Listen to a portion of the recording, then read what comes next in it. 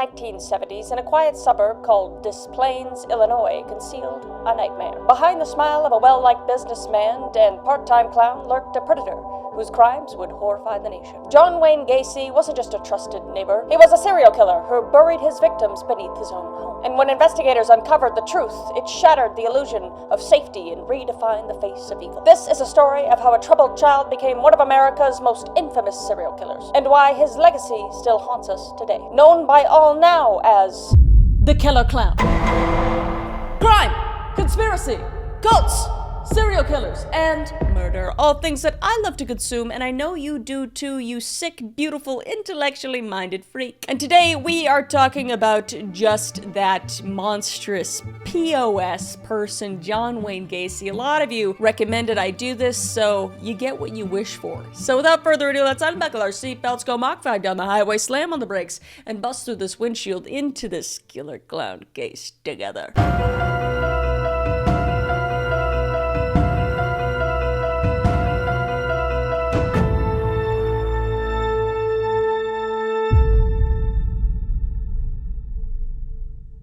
John Wayne Gacy's early life was marked by a tumultuous family dynamic and personal struggles that would later shape his psychological development down the road. Born on March 17, 1942 in Chicago, Illinois, Gacy was the second of three children and the only son of John Stanley Gacy and Marion Elaine Robinson. His father, a World War I veteran, struggled with alcoholism and subjected young John to frequent verbal and physical abuse. And this abusive relationship just set a precedent for the toxic dynamic that would persist throughout Gacy's childhood and adolescence. And the paternal abuse Gacy endured was not merely sporadic. It was a constant presence in his formative years. Not a good start. His father consistently belittled him and drew unfavorable comparisons between John and his sisters. And this persistence of degradation had a very profound impact on Gacy's self-esteem and his perception of masculinity. And one particularly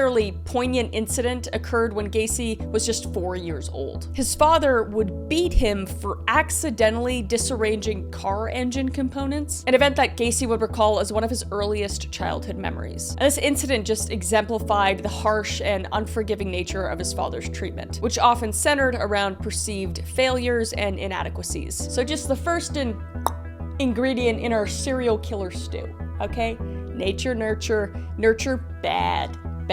But in contrast to his father's cruelty, Gacy's mother, Marion Elaine Robinson, attempted to shield her son from the abuse, so that's good, at least. However, this protective behavior inadvertently fostered a deep-seated resentment in Gacy towards both his father and expectations placed upon him. And the dichotomy between his parents' treatment created a very complex emotional landscape for the young Gacy, one that would influence his interpersonal relationship and psychological development in the years to come. And Gacy's childhood would be further complicated by a series of health issues. He developed a heart condition that led to frequent hospitalizations, and rather than his father offering him support, like a good dad does, his father just accused him of feigning illness for attention, just deepening the rift between the two. And this lack of paternal empathy during times of physical vulnerability likely contributed to Gacy's feeling of isolation and inadequacy. And the extent of Gacy's health problems became more pronounced during his teenage years. Between the ages of 14 and 18, he spent nearly a year in hospitals due to unexplainable blackouts and a burst appendix. Kid had it rough, before he was an absolute monster POS that deserves to be in hell. Do feel bad for the kid, And these prolonged periods of hospitalizations really affected his education and social development. So the physical ailments combined with the emotional trauma of his home life just created the perfect storm of psychological stress during his formative years. And at the age 17, Gacy would experience another traumatic event that would have a far-reaching consequence for his psychological well-being. He would unfortunately be SA'd by a family member, an experience he would actually never disclose to his parents. So this, it just just combined with everything, all the hospitalizations and all the treatment of his parents, was just a recipe for disaster. Just another ingredient in the serial killer stew, if you will. But despite the abuse, the medical issues, and the SA, Gacy actually managed to maintain close relationships with his mother and his sisters, Karen and Joanne. And these familial connections provided him with some emotional support during his tumultuous childhood and adolescence. However, these positive influences in his life would not outweigh the bad. It just gets bad from here. And as Gacy entered adulthood, the effects of his troubled childhood began to manifest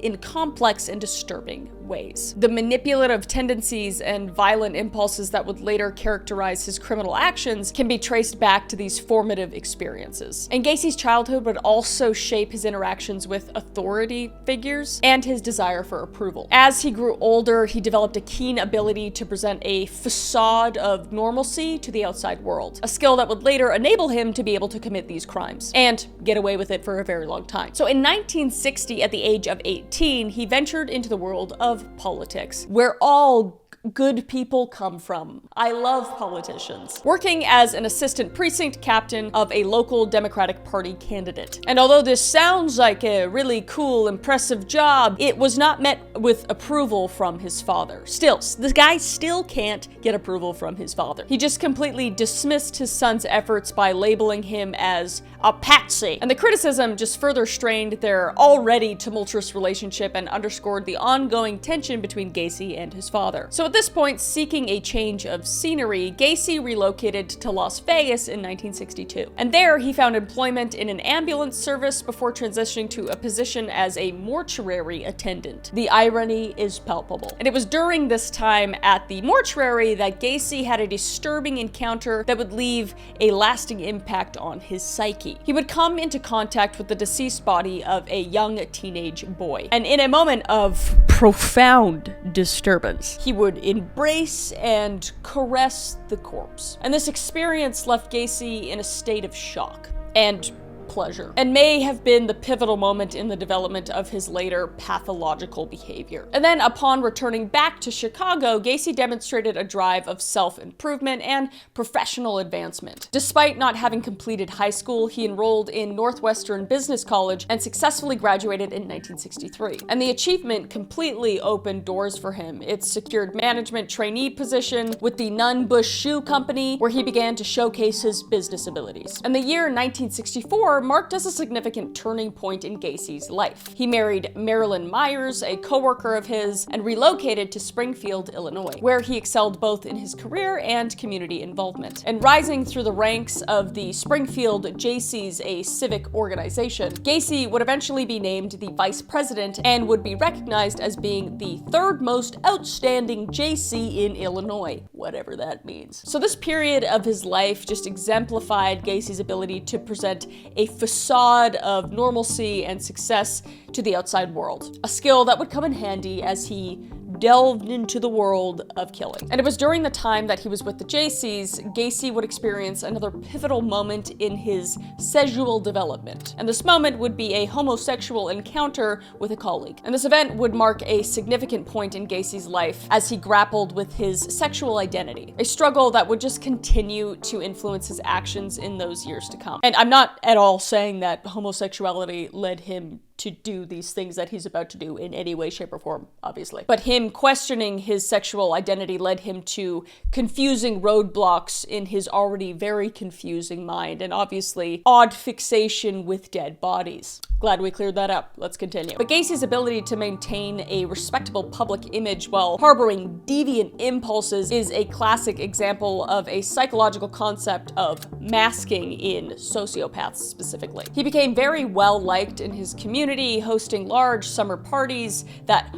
attracted hundreds of guests, including politicians and business associates. And these social gatherings just reinforced his image as a community-minded individual, a good guy, if you will, all while concealing his growing criminal tendencies. However, Gacy's carefully constructed facade began to crumble in 1968, when he was arrested for SAing a teenage boy named Donald Voorhees. So this incident would mark Gacy's first criminal conviction and resulted in a 10-year prison sentence at the Anamosa State Penitentiary. But despite the severity of the crime, Gacy served only 18 months before being released early for good behavior. That's crazy!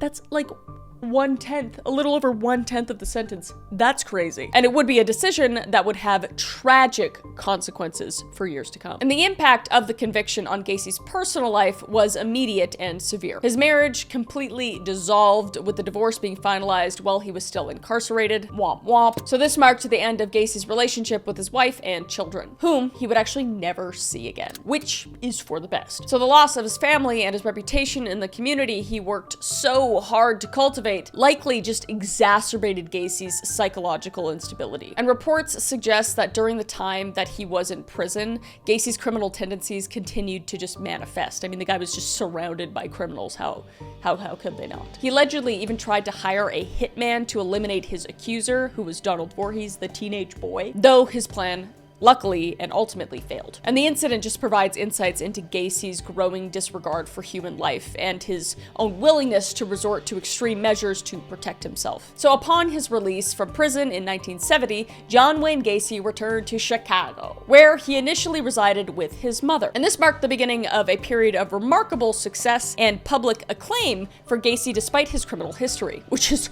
crazy. In 1971, he established PDM Contractors, a construction business that quickly flourished. And Gacy's entrepreneurship and charisma allowed him to build a respectable reputation within his community, effectively concealing his very dark impulses. And as he began to become more financially stable, he could purchase a home in Des Plaines, Illinois, or Des Plaines, Illinois for the French.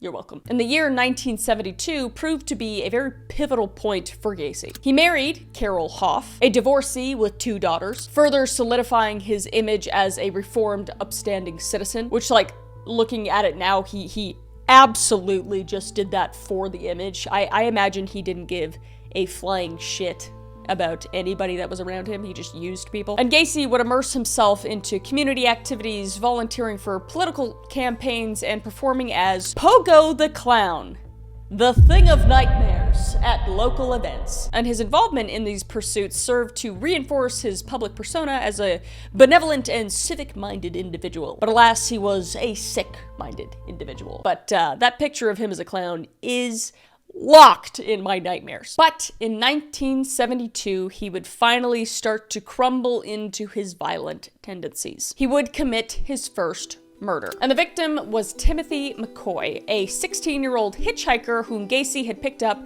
at the bus station. Gacy would lure McCoy to his home under the pretense of offering him a place to stay for the night. And in the early hours of the morning, Gacy would stab McCoy to death in his kitchen. And later, Gacy would claim that he killed him in self-defense, asserting that McCoy had attacked him with a knife. And this incident, however, marked the beginning of Gacy's killing spree, which would continue for the next 6 years. And the second murder would take place around January 1974, and this victim remains unidentified. All we know is that the person was strangled and placed in Gacy's closet before being moved to the crawl space after the body began to decompose. And all of this specific information was given as testimony by Gacy himself. And the third victim, John Butkovic, would be 18 years old at the time of his disappearance on July 31st, 1975. And John had been working for John Wayne Gacy since the age of 16. And shortly before his disappearance, Gacy and Butkovic were having money issues. And on July 30th, John and 3 friends went to Gacy's home, threatening to beat Gacy up if he didn't pay John the $300 that he was owed. Just beat him up.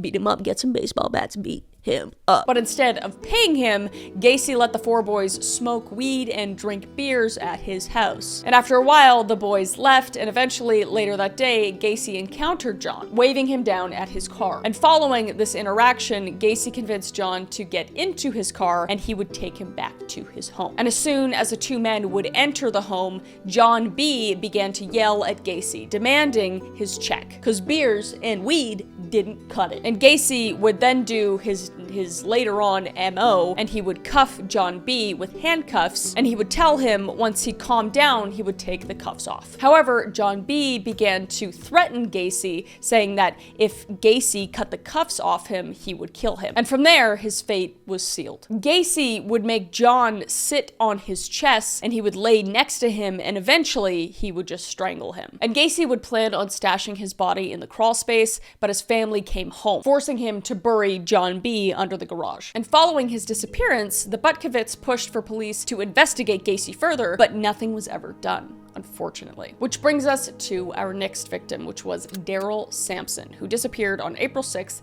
1976. Now we're in a shorter cool down period time, which tends to happen with a lot of serial killers. We have that really long one, and then it slowly gets shorter and shorter because they get more and more impatient and more addicted to what they're doing. But at the age of 18, Daryl Sampson was invited into Gacy's home under the pretense of a construction job, but shortly after would be murdered by Gacy. Initially, it was believed that Daryl disappeared by running away, but after police entered Gacy's home, his body was found underneath the dining room. This is obviously later on, after they actually found out Gacy was a serial killer. But until they found that out, everyone thought that he just ran away. And the next victim, Randall Reffitt, age 15, disappeared on May 14th, 1976. So now we're only like a month cool down period. And he would also be discovered under the crawl space of Gacy's home during the police investigation after Gacy was caught. And his body would be identified via x-ray, and his cause of death would be a stab wound. And the next victim, Samuel Stapleton, was only 14 years old at the time of his disappearance. On May 13th, 1976, Samuel had just finished spending time at his sister's house and decided to walk back before his curfew. However, he would never make it home and was reported missing the next day. And his body would also be discovered under the crawl space of Gacy's home and identified by x-ray of his head that included his teeth. And his body was also found with a metal bracelet that his family and friends later identified as his, and this bracelet was actually used in charging Gacy with the death during his trial. And next, there was Michael Lawrence Bonin, who disappeared on June 3rd, 1976, at the age of 17. He was taken while traveling from Chicago to Waukegan, and his cause of death was strangulation via ligature. And his body was exhumed from beneath Gacy's spare bedroom. And next, there was William Billy Carroll Jr., who was known to be kind of a troublemaker around town. According to his father, William, quote unquote, when Billy was 14 or 15, he was caught with a .38 Smith & Wesson automatic pistol. According to what I've learned from some of his friends, he'd shoot it at people just to scare them. He used to like to watch them run. However, on his oldest brother's birthday, June 13th, 1976, 16-year-old William disappeared and was later discovered and identified in a shallow grave in the crawl space of Gacy's home via dental records on March 17th, 1979. And then there was James Jimmy Hakinson, who was actually recently identified on July 19th, 2017 via DNA match to his family, previously known as Body 24. Hakinson disappeared on August 5th, 1976 at the age of 16. And on the day he disappeared, Jimmy called his mother to let her know that he had arrived in Chicago after traveling from Minnesota from his home. And once Gacy was arrested, James' mother contacted the police stating that her son might be one of the unidentified victims. However, at the time, the police could only use dental records to identify bodies, and James' mother just happened to not have any. And it wasn't until his nephew told his father and aunt to submit their DNA to the Chicago PD, and that his body was then successfully identified. And the next victim would be Rick Johnson, aged 17, and he disappeared on June 8th, 1976. So all of these murders are happening very, very close together. And he would disappear after his mother dropped him off at a concert. Not much is known about how Gacy and Rick met. However, we know that Rick died on August 6th, 1976, and his body was found inside the crawl space, buried over top of the body of James Hakinson. So at this point, he's just stacking bodies on top of each other under his floorboards while his family is living in the same home, and just going about his life how he always does, with being a fucking clown, and then having his construction company, a construction company in which he found a lot of his victims. He would just tell them that they could have a job, and then he'd have them over, and then he'd do relatively the same thing over and over again, you know, either getting them drunk or handcuffing them, promising them jobs. It's just sick. And the fact that it took so long for them to find him is just awful. And then there was the next victim, Gregory Godzik. And there's little known about the disappearance of Gregory. All we know is that he went missing on December 11th, 1976, and he was exhumed from the crawl space of Gacy's home. And investigators were able to place Greg in Gacy's home because his wallet and some of his other belongings were found there. And at age 19, John Sick had recently moved to Chicago and was eager to start a life. However, he went missing January 20th, 1977. And later, during police investigation, he would also be found in Gacy's crawl space. And then there was John Prestige, age 20, who had come to Chicago to visit a friend and eventually stayed after finding work with a Chicago contractor. And he would be last seen on March 15th, 1977, and his body would also be found in the crawl space. And I know I'm saying, victim one after another, but I think it's important to speak on all of the victims.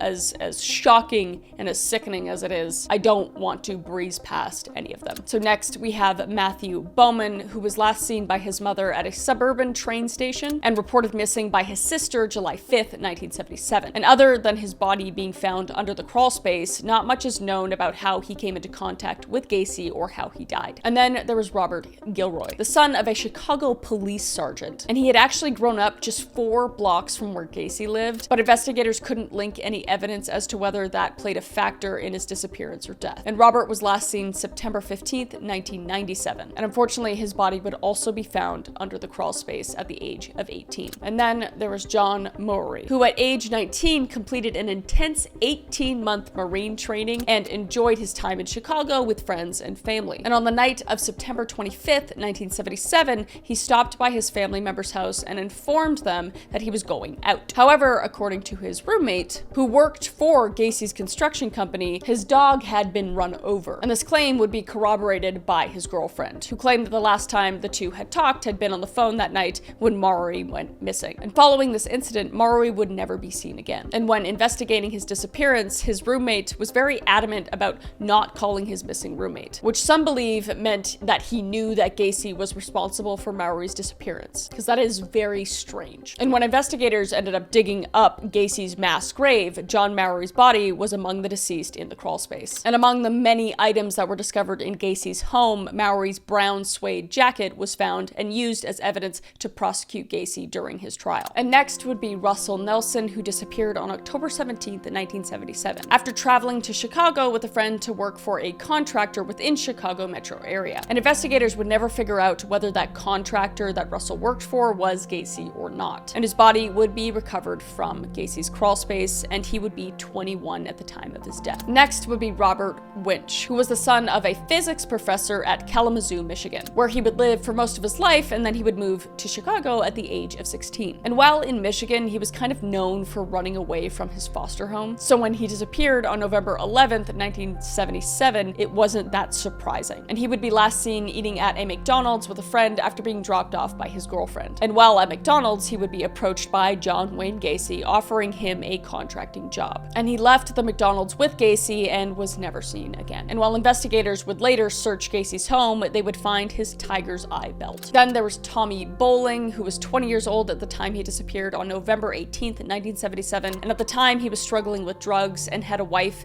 and a 3-year-old son. And his body would be recovered under Gacy's crawl space as well. And the body of David Talsma would also be found in Gacy's crawl space and was identified by x-rays on his left arm on what would have been his 21st birthday. And his father reported him missing on December 14th, 1977. And next is William Wayne Kindred, a 19-year-old resident of 511 West Melrose Street, Chicago. And he was last seen near Diversey and Broadway, where police believed John Wayne Gacy picked him up. And Kindred's girlfriend, Mary Jo Paulus, had been searching for him tirelessly since his disappearance. But his body would be later found under Gacy's house in December 1978 and was identified through dental records provided by his mother. And then there would be Tim O'Rourke's body, who was actually recovered from Illinois River and was identified through fingerprints. And when his body was found, he was completely naked. And he disappeared sometime in mid-June 1978, and his age was unknown. So clearly something happened during that encounter where Gacy maybe couldn't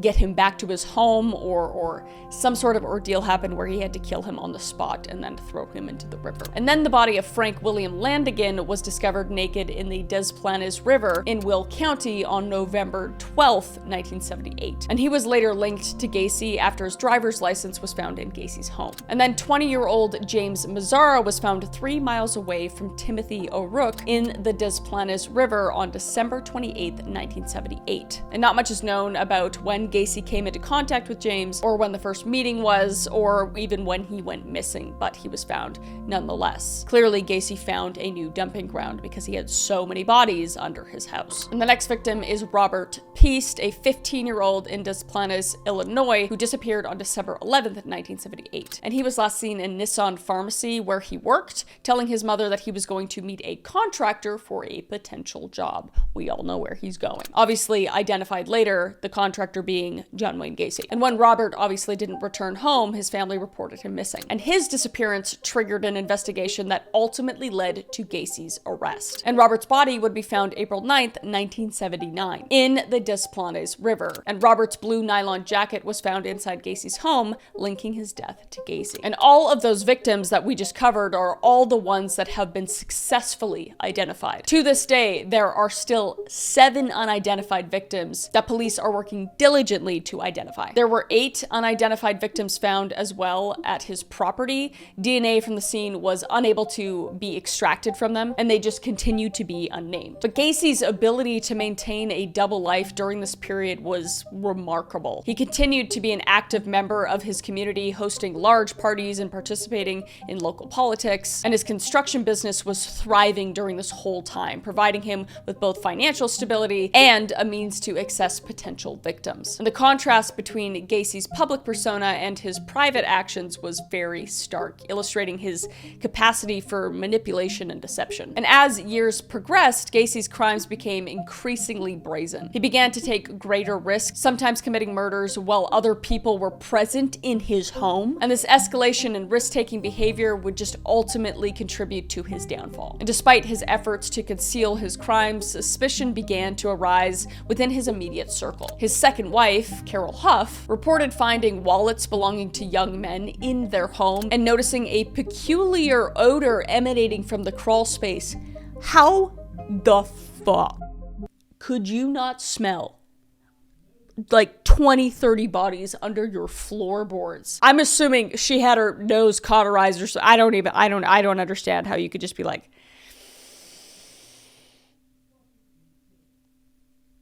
it's probably nothing. It's probably just I forgot to do the laundry or something. I don't know. I don't even know how Gacy would play that off. Like, he would just say that he was, I don't know, refusing to shower for years and just blaming it on his own fucking disgusting body odor or something. I don't know. I don't know. I don't understand how that's even possible, but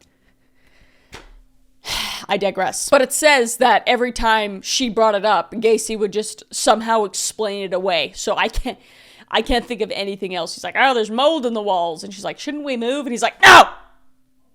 We can't. So the turning point came in December 1978 when the disappearance of 15-year-old Robert Piest was linked to Gacy. Piest had last been seen at the pharmacy where Gacy had been working, and witnesses reported that Gacy had offered him a job. And this disappearance would trigger a much more thorough investigation into Gacy's activities, ultimately leading to the discovery of the horrific extent of his crimes. So the disappearance of Robert on December 11th, 1978 marked the beginning of the end for John Wayne Gacy, the killer clown. So police would obviously go to Gacy's home, and the police would scrutinize Gacy, and they would uncover a series of suspicious items that raised alarms, to say the least. And these included items belonging to missing young men, as well as peculiar objects that seemed out of place in a suburban household. And the mounting evidence against Gacy led to the implementation of round-the-clock surveillance on his residence. So under the weight of constant police scrutiny, Gacy's behavior became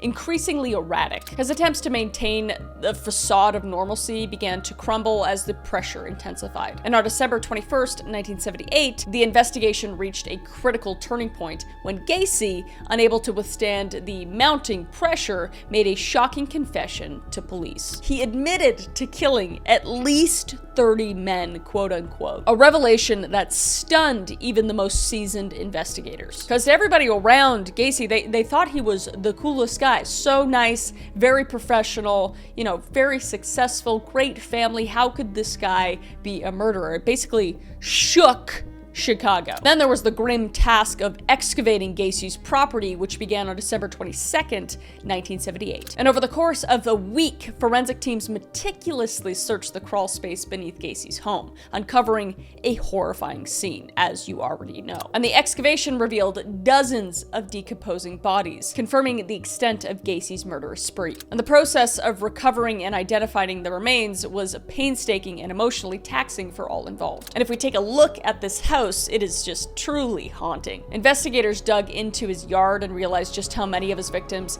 he was literally standing above at all times, which I'm sure was just a weird fucking treasure trove for him. It is sick, just a sick bastard. I hate this guy. It's just sick, especially with his family living in the house too. Oh, makes me sick. And he lived at 8213 West Summerdale Avenue, Chicago, Illinois. And this place became a burial site for all the victims I listed. So when investigating his home, the crawl space housed 26 bodies beneath it. And they also found a body under the garage and one in the yard. And I mean, at this point, he was literally collecting them. Not only killing them in his home, but burying them in his home. It's like he had this possession over these bodies. It was just sick. And despite the extensive efforts of forensic experts and law enforcement, several of Gacy's victims remain unidentified, as we said. And this tragic reality underscored the far-reaching impact of his crimes and the challenges faced by investigators in bringing closure to the afflicted families. And the magnitude of Gacy's crimes became fully apparent when he was formally charged with 33 counts of murder, one of the highest numbers in the United States criminal history. And the trial, which began in 1980, captivated the nation and shed light on the dark underbelly of a seemingly ordinary suburban life. And Gacy's defense team attempted to mount an insanity plea, which is insanity, arguing that their client was not in control of his actions at the time of the murders. However, the strategy quickly unraveled as expert testimony consistently ruled that Gacy was sane and fully aware of the nature of his consequences of his actions. I mean, you're talking about a guy that could like fully function and have a full business, own a business, run a business, have a family, be well liked by everyone around them, like have nothing seemingly mentally wrong with them, and then they try to get the insanity plea.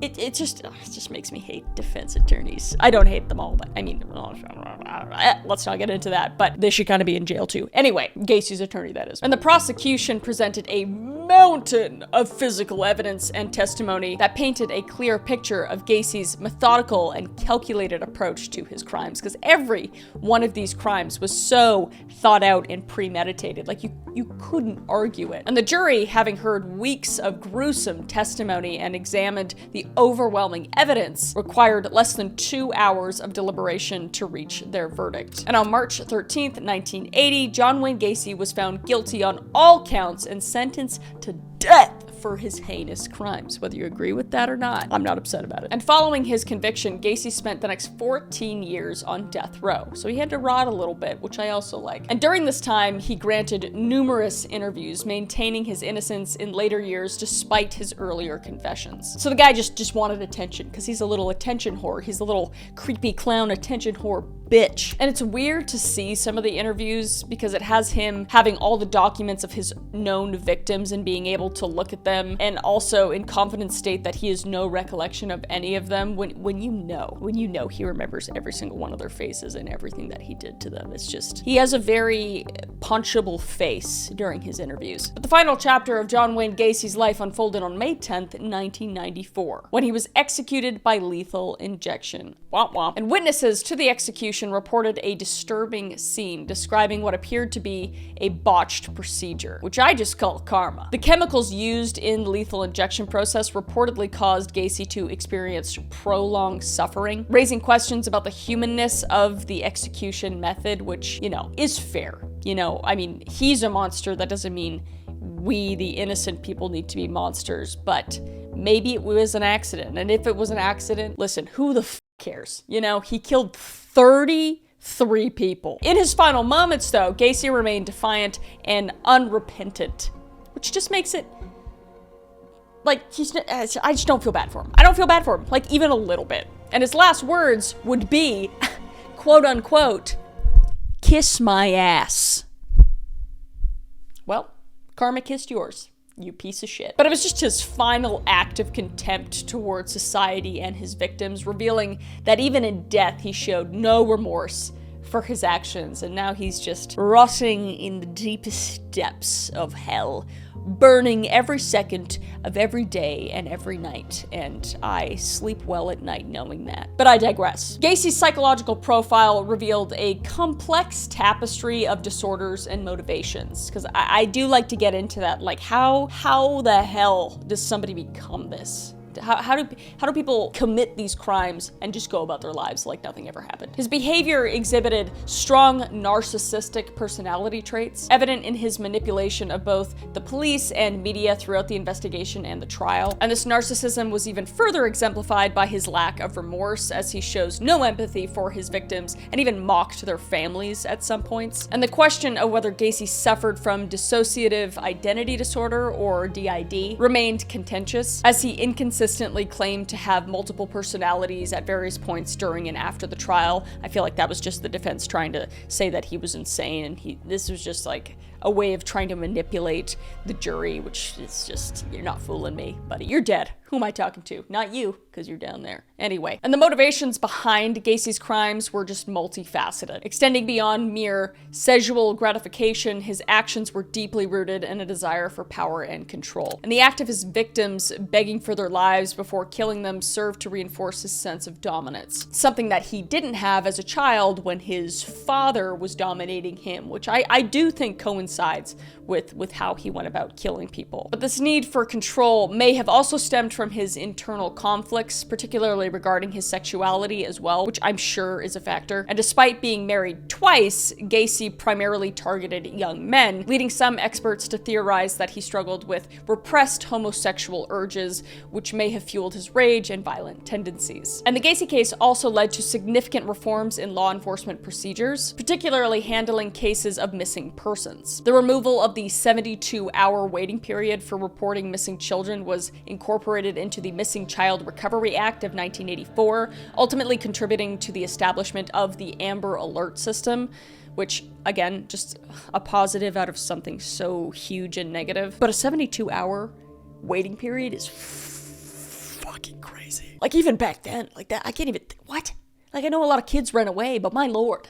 My lord. But Gacy's crimes had a lasting impact on criminal profiling techniques, highlighting the importance of understanding the psychological profiles of serial killers. And the FBI and other law enforcement agencies have since developed more sophisticated methods of identifying and tracking potential serial offenders. And these advancements draw on insights gained from analyzing Gacy's behavior and his modus operandi, or MO, contributing to the evolution of investigative practices in the field of criminal psychology. But all in all, giant piece of shit that I am glad is not breathing the same oxygen as all you beautiful babies. All my beautiful babies. I just want you to be safe. I want you to be safe out there. But that is all for the John Wayne Gacy case, the killer clown case. You guys wanted for me to do a deep dive, so I hope that was deep enough for you. Let me know what other deep dives you want to see down below. I always love reading the comments and seeing what you guys want to deep dive into with me. If you like the video, like the video. If you want to subscribe, subscribe. This is obviously the best YouTube channel ever. And also, what's the last thing? I will see your beautiful face in the next video. All right, stay safe out there. Bye.